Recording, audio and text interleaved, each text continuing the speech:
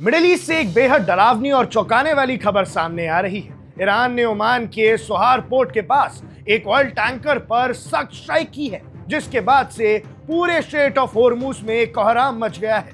हालात इस कदर खराब हो गए हैं कि उस ऑयल टैंकर के इंजन रूम में भयानक आग लग चुकी है।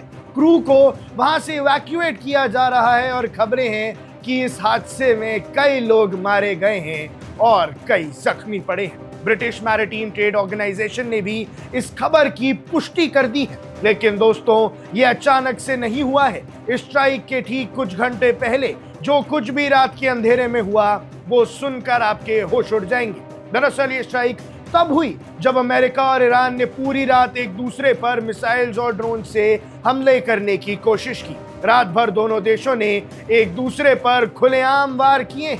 खबर यह है कि यूएस मिलिट्री के सेंट्रल कमांड यानी सेंटकॉम ने रात के वक्त ईरान के air defence system, radar installations और बड़े कमांड फैसिलिटीज पर धावा बोल दिया, जो स्ट्रेट ऑफ होर्मुज के पास थे।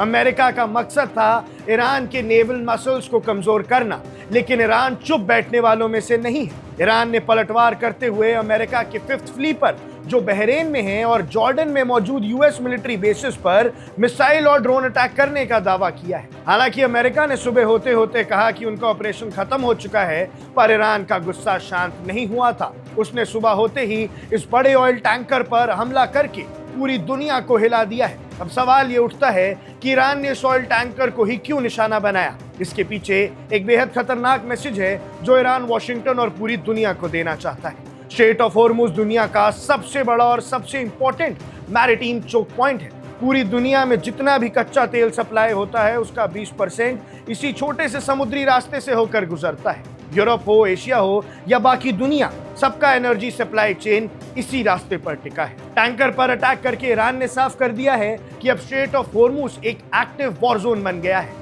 तेहरान ने साफ शब्दों में दुनिया को जता दिया है कि अब इस रास्ते से वही शिप गुजरेगी जो ईरान के टर्म्स पर चलेगी, और ईरान के टर्म्स इस वक्त सिर्फ और सिर्फ आग है।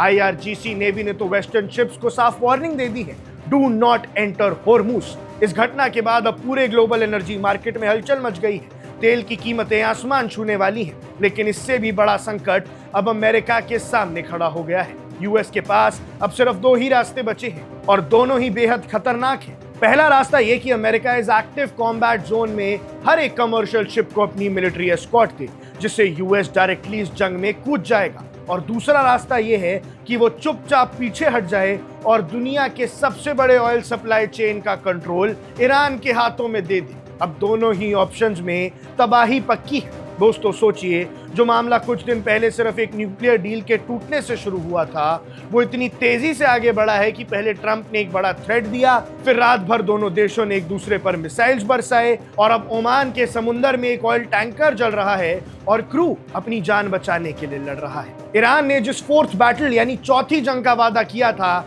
ऐसा लगता है कि उसकी शुरुआत हो चुकी है। और अफसोस की बात यह है कि इस जंग का सबसे पहला और सबसे बड़ा बैटलफील्ड बनेगा स्ट्रेट ऑफ होर्मुज, यानी हमारी जेब पर इसका असर बहुत जल्द आता दिख रहा है। जो भी आपको लगता है, जो भी आपकी राय है, हमें कमेंट सेक्शन में जरूर बताइएगा। आप देख रहे हैं वन इंडिया, मैं हूं आकाश Kaushik.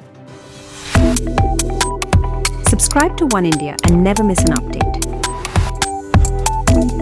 Download the One India app now.